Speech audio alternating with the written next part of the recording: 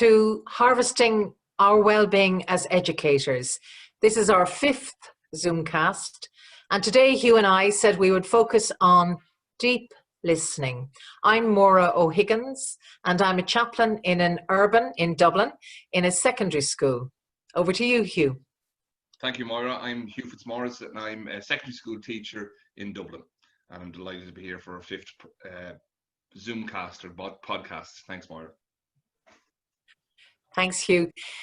To prepare for today, Hugh and I listened, read, and these are the people that we'd like to share our reflections. We'd like to share our reflections with you, as well as the thoughts of these people that as we've understood them. Thich Nhat Hanh, Rumi, John Kabat-Zinn, David Whyte. As Hugh said, it's a bit like sitting in a conversation with not just Hugh and myself, but with all of these great people. And maybe before we share what we have learned, having reflected on deep listening as educators, let's drop into just a moment of stillness.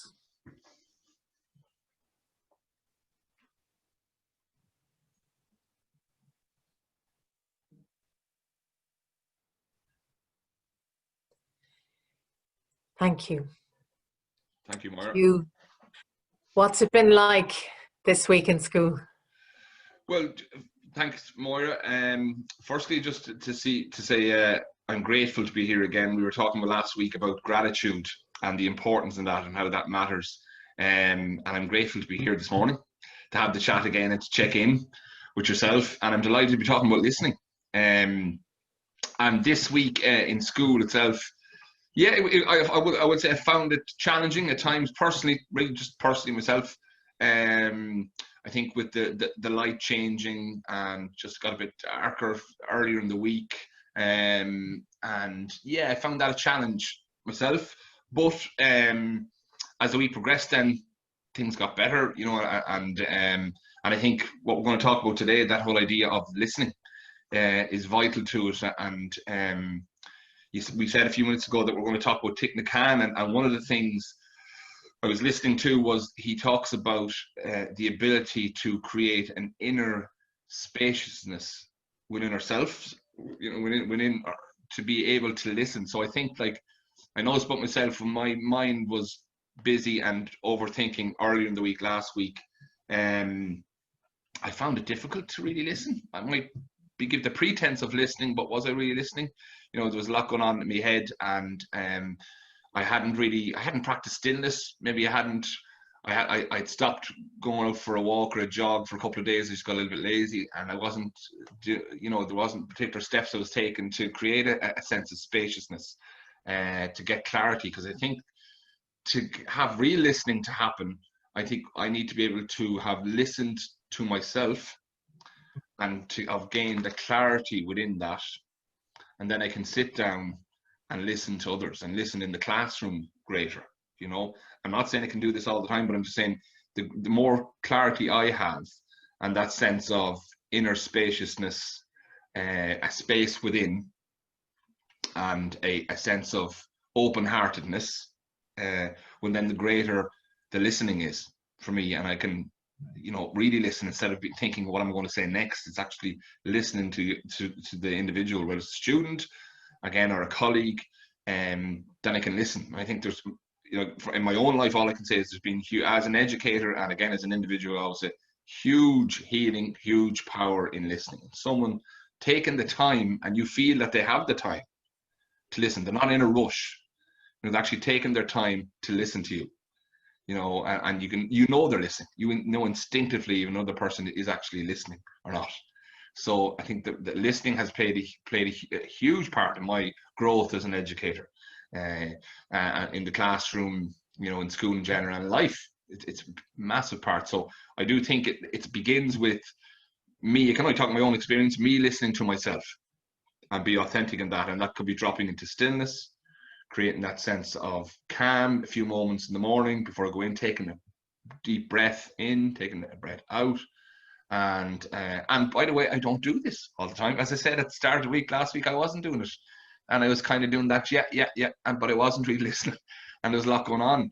But I know that when I need to practice is cultivating that inner space, that inner spaciousness, through meditation, through nature, and through talking to good people that help, help people that I suppose that idea, non-judgment, really, really important. It's true. It's true. And it starts with gratitude, as you said, and then non-judgment, and beginning again with the beginner's mind. All of the things, the attitudes John Kabat-Zinn has so beautifully put together. I know deep listening transforms my world too, Hugh. I had 2 experiences in school this week. One was where I, to my mind, I helped a child this week, and he was really unkind to a teacher at the end of the week. And I readily picked up the phone because I was so cross with him because of what we had done for him, to tell his mother that he was suspended over a serious breach of health and safety. And it was a Friday evening, and his mother went on a rant and just lost it with me. And she was wrong. But I absolutely knew that my intention in picking up the phone was not to establish a listening rapport with this woman. My intention was to simply tell her her son was a pup for doing what he did. And I listened to Thich Nhat Hanh's words. He speaks of the reality that we do have to change people's perceptions when they get it wrong, when they say things that are incorrect and factually incorrect. However, there's a time for it. The most important thing that I've learned, and I'm learning, and I keep making the mistakes of not doing it. The most important thing I've learned is my intention when I listen to somebody is to have compassion so that I can reduce their suffering. That can sound wishy-washy, but it is fundamental to what I do, because I think the human condition is to suffer. Unfortunately, I think it's how animals end up having this what is it? Kill or live, or the survival instinct. I think in human, sometimes, yeah. And I think as human beings, the first thing we need to do is to have compassion, to hear that person, and then when it's appropriate, to return and change the perception, the misconception, help them to become aware of the facts. And I didn't do that on Friday, and I had it coming to me with what that mother said to me in her temper.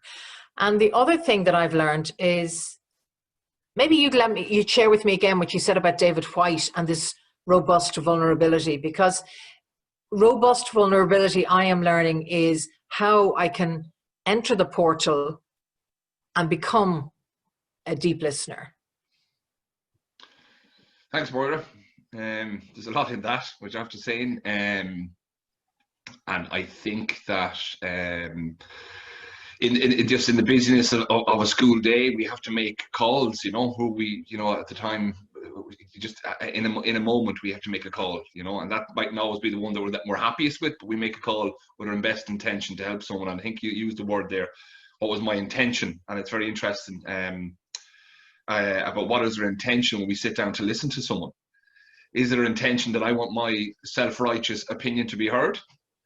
Or is it my intention that I'm going to listen and I'm going to be vulnerable? So using that word vulnerable, it's interesting. Yeah, this is David White, the poet. He uses poetry as kind of a healing form for people, and I find just fascinating his use of language. So he talks about that robust vulnerability, and he thinks that, in order to truly listen and be open to the other experience, there is a vulnerability, because you're letting go of maybe what you know, or your own path, or your own being, and you're just fully engaged with the other person and being open to that. And there's a vulnerability in that, and he thinks, I suppose what he has said is there's a kind of strength in it, because I suppose it's the interconnectedness. Well, that word we used last week, Ubuntu, we need each other as people, as humanity. We need to build bridges between each other, not to break them apart. We need to build bridges with, people need people, and the arts and poetry and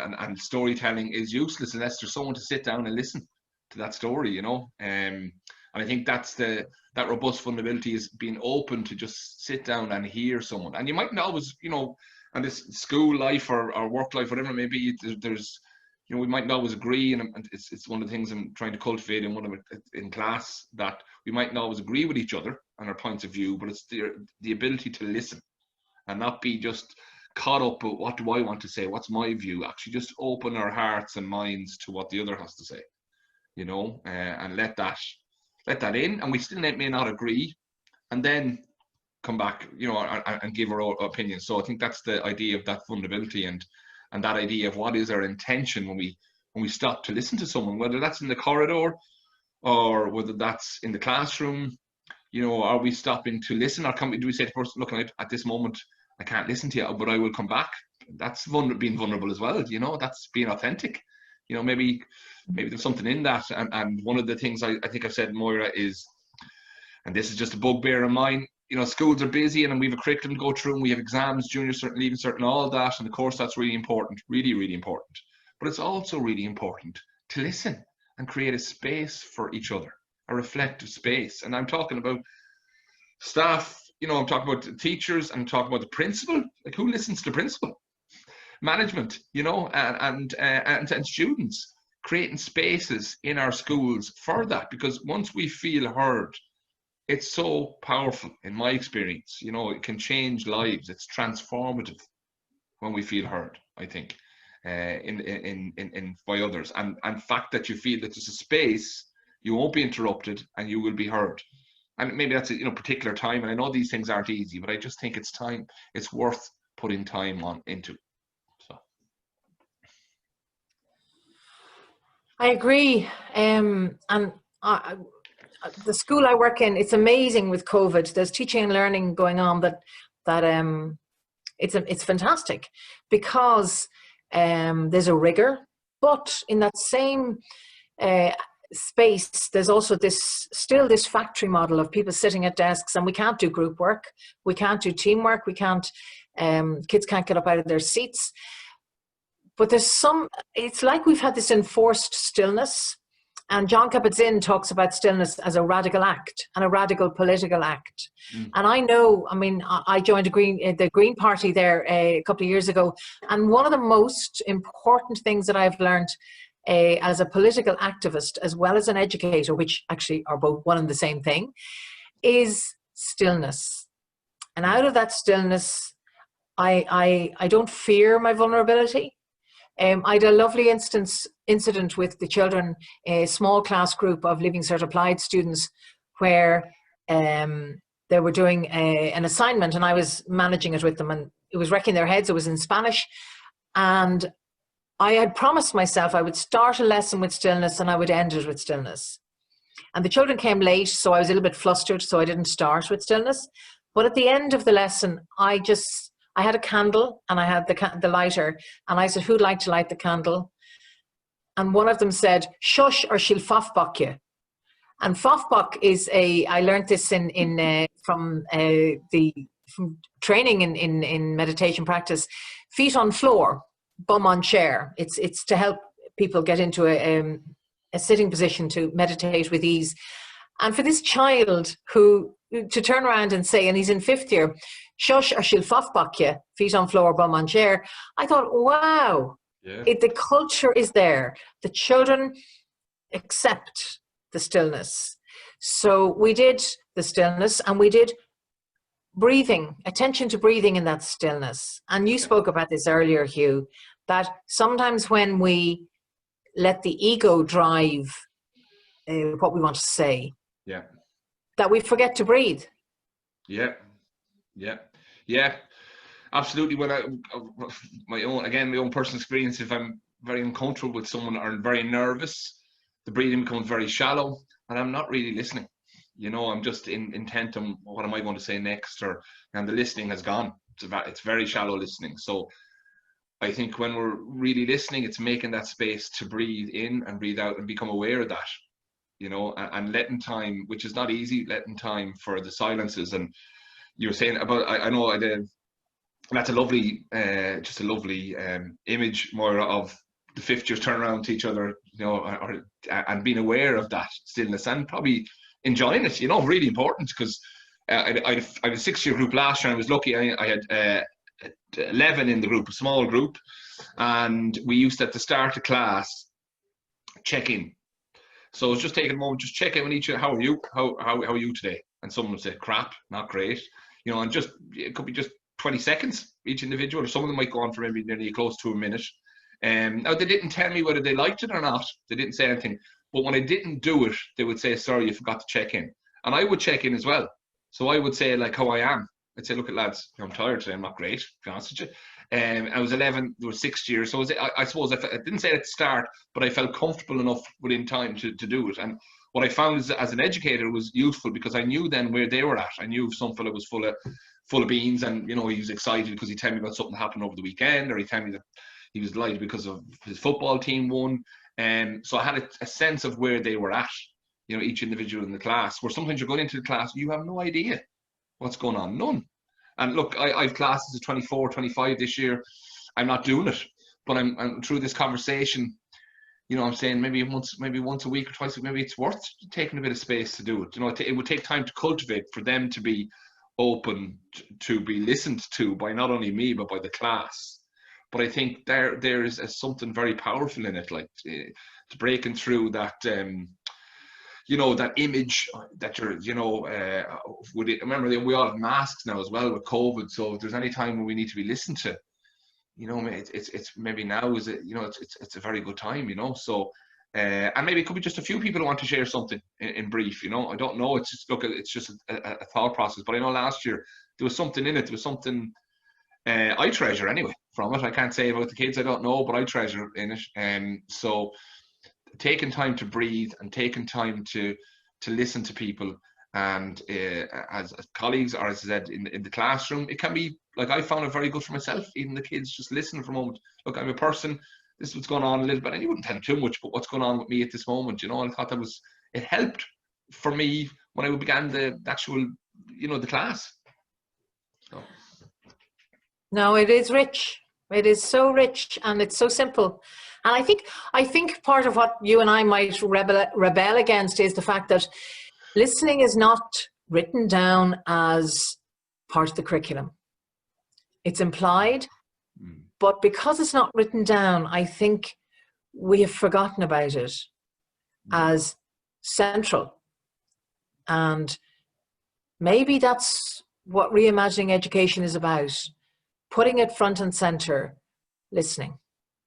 Yeah. And yeah, I think so.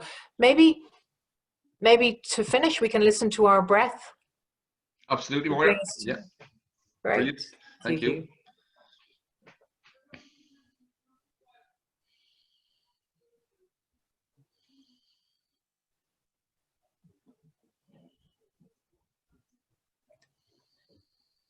Thanks, Hugh.